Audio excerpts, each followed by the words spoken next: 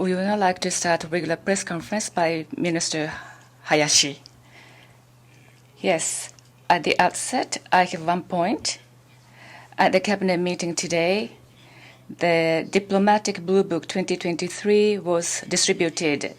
In this diplomatic blueprint, we recognize that the world is at a historic turning point. Based on that recognition, we summarized international situation for the past 1 year and Japan's diplomatic activities, and also of Japan's diplomacy up to March this year. We described noteworthy events.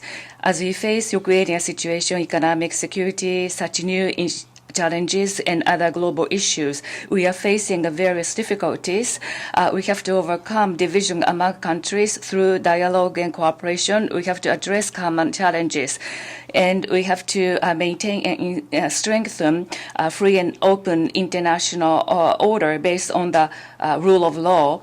And we are exercising leadership in the diplomacy. And through this diplomatic blue book, we would like to appeal that to the world, externally and internally.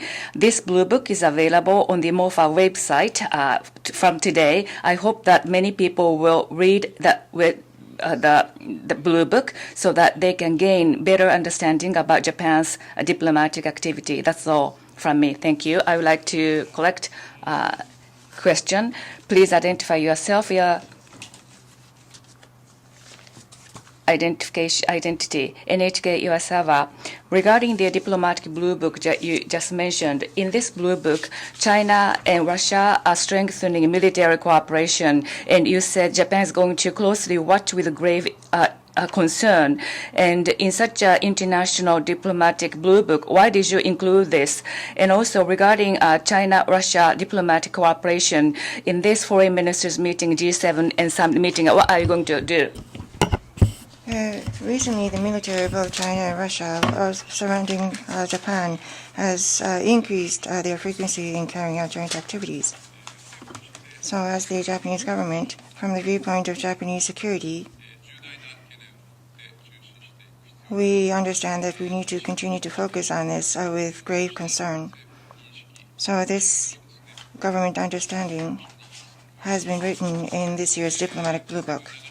In G7 Nagano Prefecture Karuiza Foreign Ministers meeting, the actual agenda items to be discussed are currently being coordinated, so I would like to refrain from answering in advance.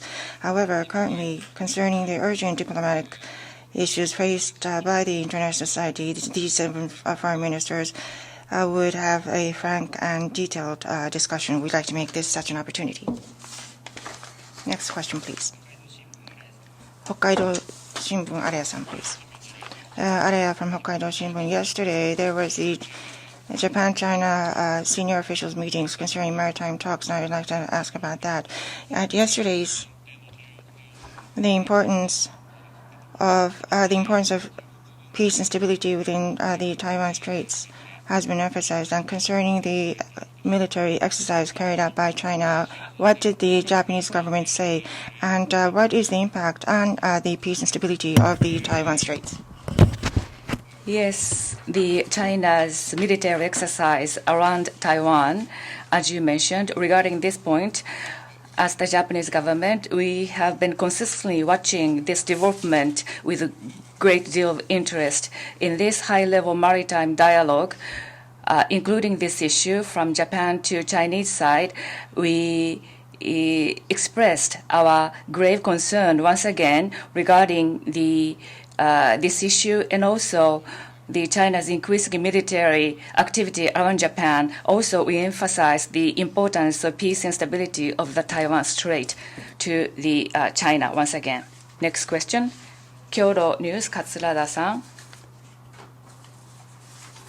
Katsurada, Kyodo Tsushin. I have a question regarding assistance to Ukraine. The energy ministry of the country said that they resumed export of electricity, which was suspended by the Russian attack on the infrastructure facilities. And Japanese government has been assisting with generator supply for winterization. What is the direction of the assistance going forward? The Ukrainian government has announced that within Ukraine is overall, the electric power has resumed and they have started once again the export of power. We understand that Japan has supplied 1,500 generators, and not only that, concerning energy area support, 2 G7 plus 4 ministers meetings have been held. So we have been promoting support and assistance in terms of energy. And there has been repeated attacks from Russia to the energy-related facilities.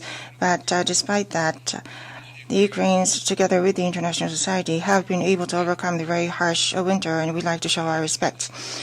Japan has been providing assistance in terms of humanitarian aid and fiscal aid, recovery and reconstruction, $7.6 billion in total, and these have been carried out. So we would continue to, based on the needs in Ukraine, for example, the mines, debris processing, and also power and infrastructure enhancement, through that, the reconstruction of livelihood and agriculture. So the experience and knowledge in Japan will be utilized in order to provide seamless and detailed support. Yomiuri Shimbun, Abe-san, please. My name is Abe from Yomiuri Shimbun. Concerning the Global South, I have a question on that. Now, currently, as you have mentioned earlier on, in the diplomatic blue book, for the first time, Global South has been mentioned. So, the Global South, to enhance collaboration with the Global South, how is that going to be done? And this weekend, the Karuizawa Foreign Ministers meeting, G7 Foreign Ministers meeting is going to be held. So what will be the discussion there concerning Global South? Yes, in recent years, regarding Global South, the emerging countries and developing countries, which are called Global South, their presence has been increasing politically and economically. Also, Russia's aggression against Ukraine has rattled situation regarding energy and food supply. So including Global South, people are gravely affected by the aggression. Against this backdrop, the G7 Foreign Ministers meeting in Nagano, Karuizawa, to be held, we are going to focus on global economy, including the energy, climate change, and also global health, and so forth. Therefore, we are going to discuss response to these issues as G7 countries. Now, regarding these various challenges, we would like to make an active contribution. We would like to appeal for active cooperation and coordination. Through such effort, we would like to increase our engagement with Global South, and we would like to cooperate with G7 countries to that end. Any more questions? This concludes the press conference. Thank you very much.